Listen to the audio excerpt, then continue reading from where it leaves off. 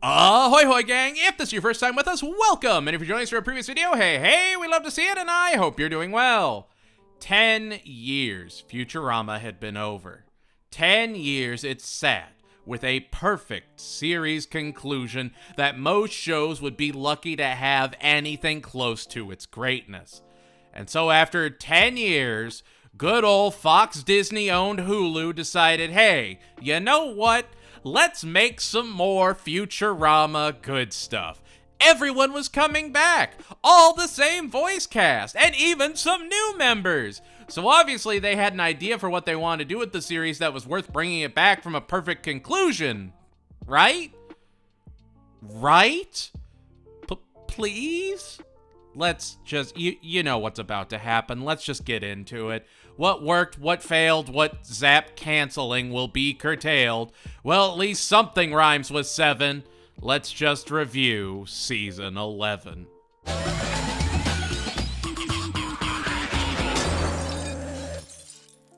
Remember how Meanwhile ended on a somewhat ambiguous note? Sure, it said that it, was before the button idea ever came to Professor Farnsworth and whatever, but let's not worry about that. On Comedy Central, they reset the series all the way back to the beginning. You could read the dialogue as just going back to when the time initially stopped. It's dealer's choice.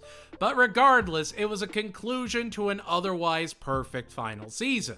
If you come back after 10 years to a series that was perfectly wrapped up, you have to have some really cool ideas you just never got to do, right? You want to show off that after 10 years, you're even better, even stronger as creatives than you were before, right?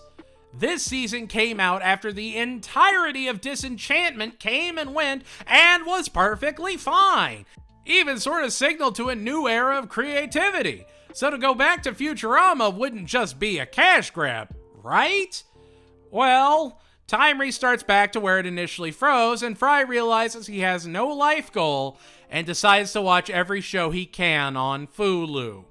He gets put into a binge suit, and Leela and the group have to get more episodes of All My Circuits made so Fry has stuff to watch and doesn't burn up.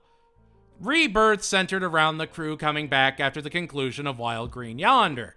You didn't really need to do a continuation idea going from the Devil's Hands to Bender's Big Score, but to just resume time, to canonically pick up after season 10 and not just make these some random stories is a bold move.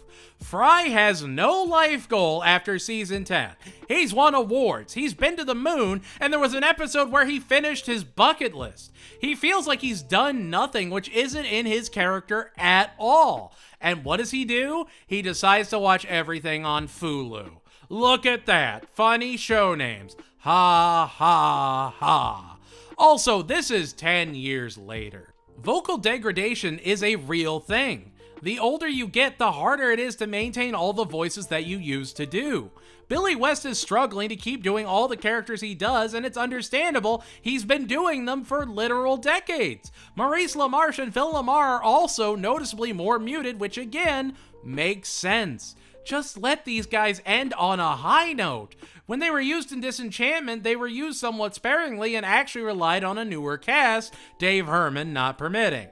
Which is what you do. Just make something new. This didn't need to happen. The Impossible stream is nothing. Oh, and Fry and Leela are just boyfriend and girlfriend now. Just sorta passive, I guess. He'd already proposed at the end of the finale, and they don't address that at all anywhere in this season. But that's okay. Maybe these are just side episodes that have nothing to do with the continuity of the show. All I know is it was an episode of Futurama, and I'm frankly baffled by everything on display. Meanwhile, made me cry. It genuinely brought a tear to my eye and felt like a true and proper send-off. The Impossible stream made me gaze into the void. Also, the episodes are the longest they've ever been at about 24 to 25 minutes on average. So you're getting even more jokes, right? Right? The Impossible stream is a binge ending 2 out of 10.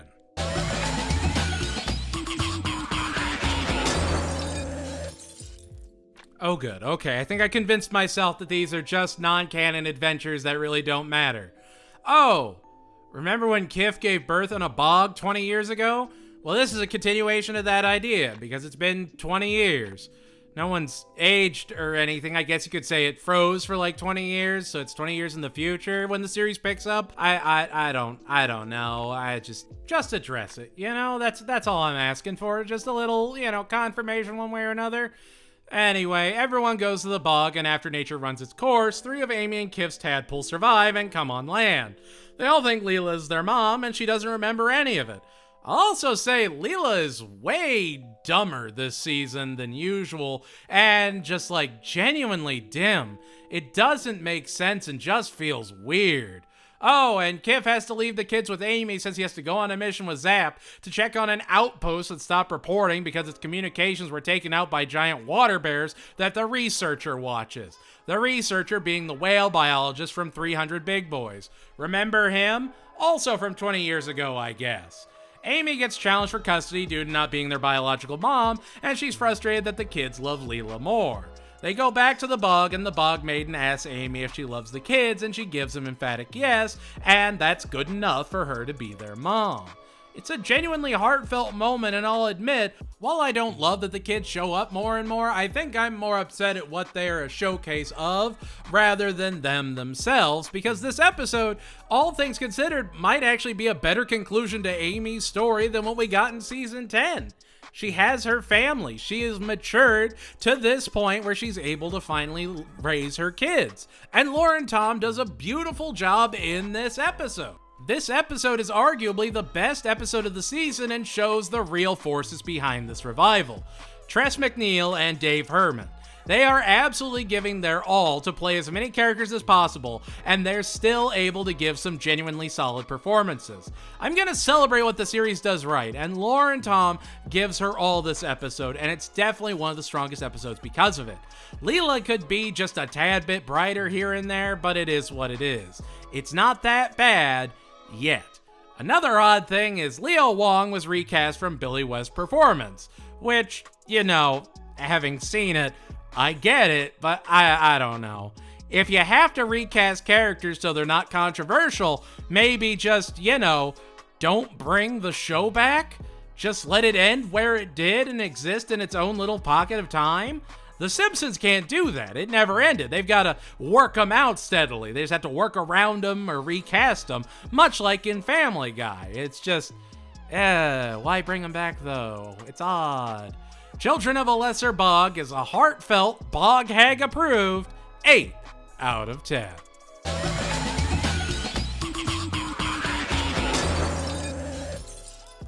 It's the crypto mining episode. Yay. Remember crypto? Mining? Let's do a gold rush episode. Saddle 'em up. The professor owes the robot mafia because he invested in Bitcoin and lost it all during a crash before a Bitcoin spike, so they head west to mine thallium, which is used in microchips for mining computers to make their own fortunes off of the crypto mining. But they gotta do Wild West things now because they're broke. Leela works in a tavern with a confusingly bipolar shop owner. Fry meets the Borax kid and apprentices under him. The professor pans for thallium, and Bender does a folk song with a mule. Oh, and Roberto is back as an outlaw, and Dwight, Hermes' son, thinks Roberto is so much cooler than his dad and wants to be just like him. Okay, so let's just go through this. Dwight canonically was a part of all the stuff where Roberto tried to take out his family. He was there in $6 Million Man. It makes no sense for him to idolize Roberto. Have him idolize Bender? Oh, absolutely. Have him run off and sing with him or something. You got a story there. The Roberto plot just absolutely makes no sense. Also, Dwight's playing a Nintendo DS or DSi the entire time, and it's just really interesting to see. It makes me wonder that this episode came way before even like Newtopia. But I mean, hey, great console. Can't fault him for that. A lot of good games on there. And you could say I'm being unnecessarily critical, but like it's never been this big of a problem in the show before. And here's where another big continuity issue is. Bender's guitar is the same one he copied from Silicon Red back in Season 10. So we know this happened after Season 10, so it just doesn't make any sense why Dwight would be like this. Not to mention, Fry acts like this is the first time he's seen the Borax kid and is just completely and utterly oblivious to him.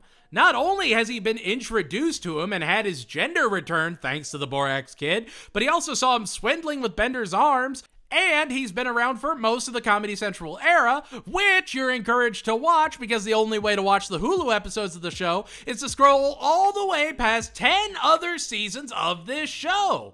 If you binge the show, like they even jokingly recommend, it just makes this season look that much worse. All the characters just feel so dull compared to where they were just 10 years ago, just one season back. I wish I had something positive to say, but even the CG used in this episode is noticeably bad and they hang on it for way too long. I can't figure it out. Oh, and robots are being taken hostage and their heads are being ripped off to be crypto miners for the tavern owner. She does this to the robot mafia and Donbot threatens to leave her a very bad Yelp review. Oh, okay, sure. How the West was 1010001 is a mining hard drive corrupting 2 out of 10.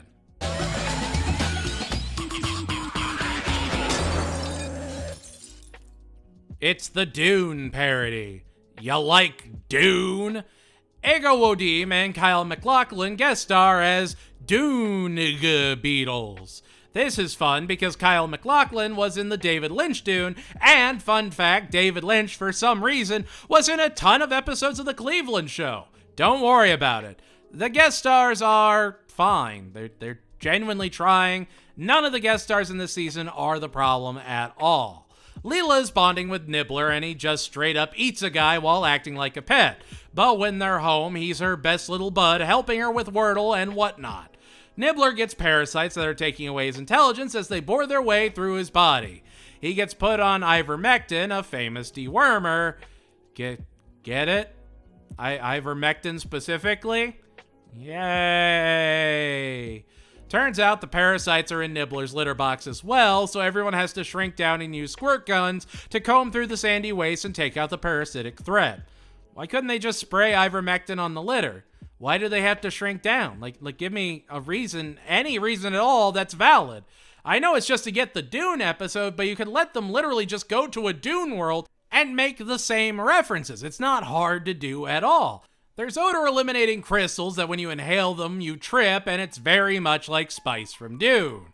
They find the parasites clustered as a giant dune worm, and they find out they're making Nibbler dumber instead of smarter, and better because they're riddled with mites that they get rid of, and the circle of life is all copacetic. If you love Dune, you'll probably love all the references in this episode. It's really just Dune reference after Dune reference. It's wholly fine. Nibbler getting dumber until he was just a normal pet idea was okay. Just never really stuck any sort of landing and kind of imploded on itself. But life is balanced. It genuinely sounds like people are just reading their lines. There's no enthusiasm to the episodes anymore, and that's the part that hurts the most. It just feels so empty. Parasites Regained is a one with the world, 4 out of 10.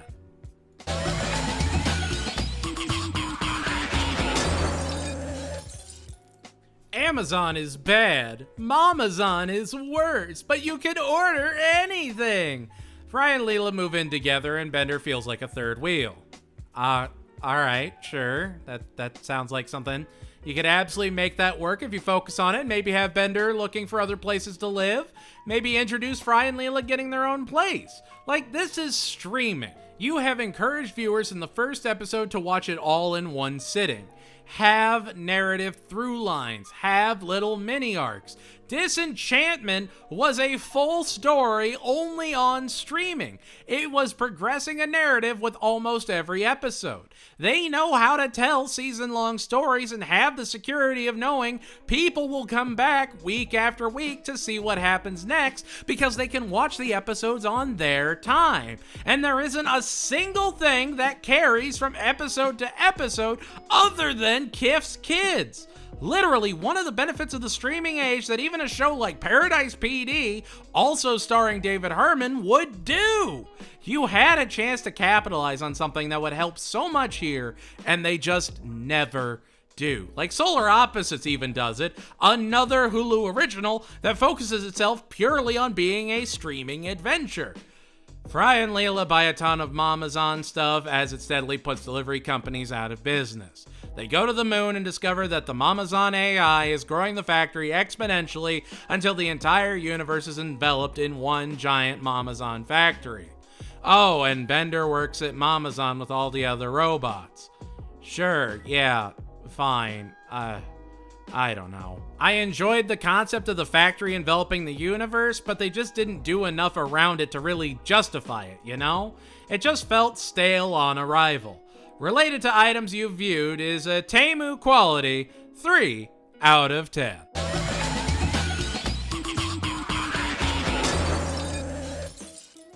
Oh boy, a Christmas adventure where Bender and Zoidberg go through time to stop Santa. I'll say this. I appreciate that they did a little Coolio tribute since he did sadly pass, and that was a genuinely nice touch. For better or worse, Coolio as Kwanzaa was an incredibly memorable part of the Futurama viewing experience, and he'd genuinely be missed. Taken too soon. The rest of the episode is fine. It's interesting to have a Zoidberg and Bender episode, and ironically, it's like my third favorite Christmas episode overall. You don't have to do anything fancy with it. Sometimes it can just be a dumb little adventure. John DiMaggio is still absolutely doing his best with Bender, and he's definitely going as high energy as possible, which just speaks to his absolute skill. I don't know, this was an episode I was perfectly fine with watching, and I'd say you could add to any Christmas Futurama marathon over the Christmas Spectacular by a mile. Honestly, even liked it more than the Christmas with Two Santas. That's what makes this season so frustrating. There are little blips of that original formula that made the series so good, but it's just not enough to justify the season as a whole, much less the 30 more episodes they have contracted? I know what you did next XMas is a hollow delightful 7 out of 10.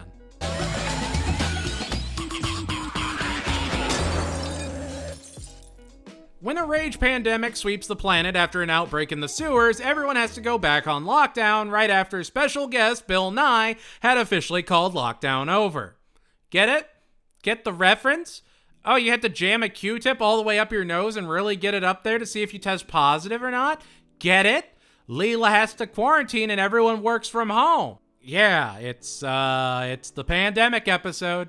And it really shows that maybe the longer runtime for episodes wasn't a great idea. So many of these jokes just linger for way too long. The gloom call is like 45 seconds too long and just keeps cutting to thing after thing. Oh look, the professor has a new filter now. Do you get the jokes? Make it some quick hits, one after another for a couple seconds and move on. Futurama was great about having background gags that you didn't notice or just quick jokes that you'd catch on a rewatch. Not here, though. What you see is what you get. And what you get is Hermes going to New Orleans to try and find a cure for everything with the power of voodoo. La Barbara warning him about the powers and to pick her up some beignets. He goes down there, has a delightful time, deals with a bone robot and Barbados Slim, now voiced by voice acting legend Kevin Michael Richardson instead of John DiMaggio. Obviously, I love Kevin Michael Richardson. He's been in everything and is even Principal Lewis and Billy in American Dad. But again, if you gotta recast these characters, just don't include them at this point. Who's really gonna miss Barbados Slim other than La Barbara? The episode just sort of drags to the ending where they use voodoo to vaccinate everyone because why not? It's just so hollow. You can tell they probably wrote concepts down through the years and definitely during quarantine, but when they actually had to extrapolate on any of them, they didn't have anything, and it just sort of falls apart. I'm not even trying to be overly critical. This is with a casual viewing comb. I'm not pointing out every single inconsistency, but if you go from season 10 to season 11, it's just a massive faceplant. Rage Against the Vaccine is a fake news watching 1 out of 10.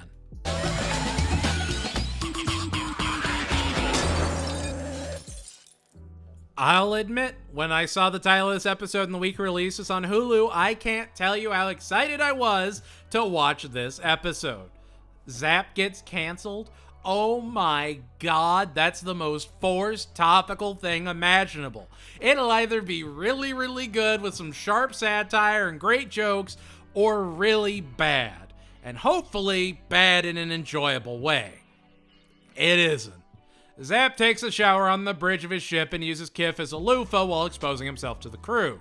Kif gets fed up and reports Zapp for again using him as a loofah. He then has to wear a giant red C and go through sensitivity training because he is hereby canceled. I mean, it makes sense Zapp would get canceled, and I think him giving the head of Dupe a back rub and telling her to smile more was definitely a necessary addition to the canceling, but like, his showers somehow used up all the water they had for their water cannon, and they failed their mission. You'd think there'd be more consequences than just sensitivity training, but nope, just canceled and thrown into a class with special guest star Kathy Griffin. Get it? 'Cause she was canceled. They all have to work a faux mission with their sensitivity guide, who pushes them around and harasses them like they've harassed others. So who replaces Zapp on the bridge? Leela, Fry, and Bender, obviously. They go to a planet where the aliens greet by groping, and the leader of Dupe wants them to sign a peace treaty. But she proceeds to reveal to Leela they really want the super clean air on the planet, and Zapp would do anything to make this treaty happen, even if it's just manipulating the aliens. Oh wow, the head of Dupe is corrupt. Neat. I mean, it makes sense why they wouldn't punish Zapp since he had all the skeletons in the closet, and he's basically a useful idiot, but I don't know. Take it an extra step further. Really have fun with the idea. Oh, what? The sensitivity counselor is really just a disgraced, canceled Dupe officer who's gonna drop a durian in their wind hole? Oh, yay. Well, Leela saves the day, Zapp gets reinstated, and nothing really happens. This felt like a very safe episode. You're on streaming. You can go as far as you want, and yet it's pretty tame, all things considered. It's like they wanted to make an episode about a character being offensive, but didn't really want to offend anyone. I don't know, this felt like lazy execution of a concept that actually could have worked. Zapp also feels way more low energy. Again, I know Billy West has to play a lot of voices, but give some of his characters to younger actors so he can just focus on a few. The less he has to do, the more he can focus on those individual voices. It's just his bass voice now is so much closer to the Professor voice than it is Fry, and you can really hear it. And it stands out when you hear Zapp, even just compared to the last season.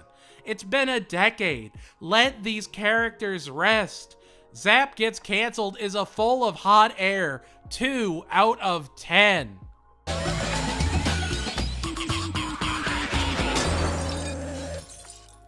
It's our anthology episode of the season. Last time, it was probably my favorite anthology of all time and had Billy West just having a ton of fun with the idea, and I genuinely loved it. I miss that Nixon. So high energy, so just, Haru, I hope you're okay.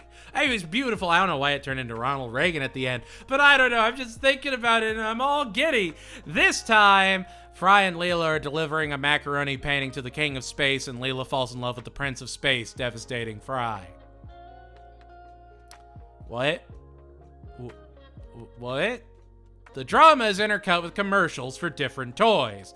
Wind-up toys where Wind-Up Fry searches for a meaning to life, a Hot Wheels story where they put a new track on Saturn and speed around abandoning Zoidberg, who starts harvesting their parts, and rubber ducks who travel a bathtub and encounter egg toys. Uh-huh. Cool. Well, at least the framing device largely doesn't matter, right? It's only in the beginning and just a gag. Nope, it's a huge focus too, and would actually cut into the time of the shorts. Why? Fry is adamant that Leela is good enough for the new love of her life and is willing to joust the King of Space for the ability for Leela to be with the one she truly loves. Leela fights on Fry's behalf, and the Prince fights on the King's behalf as his champion, and Leela unknowingly takes out her new Space Prince lover. You literally could do anything. I get that the joke is a super dramatic episode intercut with toy commercials, but it's just not funny enough to work. You could have just as easily had it been, say, Qbert and Dwight watching new All My Circuits episodes and watching toy commercials that they commentate over in between this soap opera. This was just a fumble all around and didn't do anything. None of the toy stories are particularly good, and the overall framing device was, frankly, just horrid. Everyone sounded boring doing it too, which is just a shame. I don't know. This isn't it. The Prince and the Product is a defective 1 out of 10.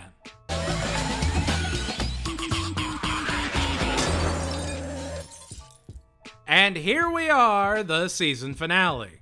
The gang wonder if their reality is real or if it's digitized, and they keep going down and down, observing more and more universes and trying to witness the end of the universe to find the answer. It ultimately boils down to, I think, therefore I am, and you make the most of your reality even if you don't know it's real. Even ends with an emotional scene where Leela and Fry almost kiss. It's a Futurama episode that feels like it never left the table read. Everyone reads their parts, and then the episode was made around that, leaving most of the heavy lifting to the visual. It's not particularly funny, and really just a debate around the table about what it means to be alive or if we're just living in a simulation. It's fine. No one really delivers any impassioned dialogue other than John DiMaggio. And yet, it's probably the second best episode of the season behind the Bog episode, but still doesn't really hold a candle to something like Meanwhile. Looking back at the season, I would have enjoyed if each episode was just a universe that this group was watching. Have this and the last episode be a two-parter where they actually work the anthologies in as pockets from other universal interpretations of Planet Express. You can leave that whole Leela and the Space Prince story out and actually give a through line that encourages people to rewatch the episodes and notice any inconsistencies or any small Easter eggs. But they don't do that. Every option this season is the most basic one imaginable. It's the most paint-by-numbers season Futurama has ever had. This isn't a necessary season, and it definitely doesn't justify itself or any seasons after it either. All the way down is a fine, like 7 out of 10.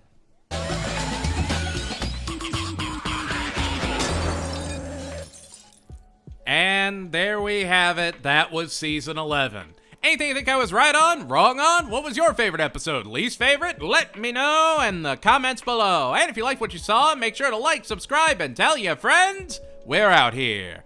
Overall, yeah, if I didn't make it obvious before, I do not understand what they were doing with this season. It never justified itself and only made me appreciate the hard work they put into the 10th season so much more, even though it came out all those years ago. I gained a new appreciation for Futurama through this journey, and having seen season 11 through a fresh lens, it just feels disappointing more than anything.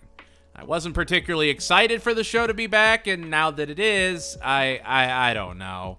Maybe this is just a rough patch. Maybe the ongoing 12th season will be better. I haven't watched any of it to wait and watch it all at once, but from what I've heard so far, it's been a bit of a toss-up. Anyway, that's going to do it for us here at the Lecture Hall. If you liked what you saw and want to support the channel, consider joining our Patreon or membership programs today. $2 a month and you get access to early videos, special polls, and your name on this fancy list. Woo! Thank you all so much for watching and for being you. Stay strong, keep fighting. Things are always darkest before the dawn, and they will get better. A rising tide lifts all ships, and I can feel a wild wave a-comin'. I'm so proud of you. Goodbye, everybody, and I'll see you all next time.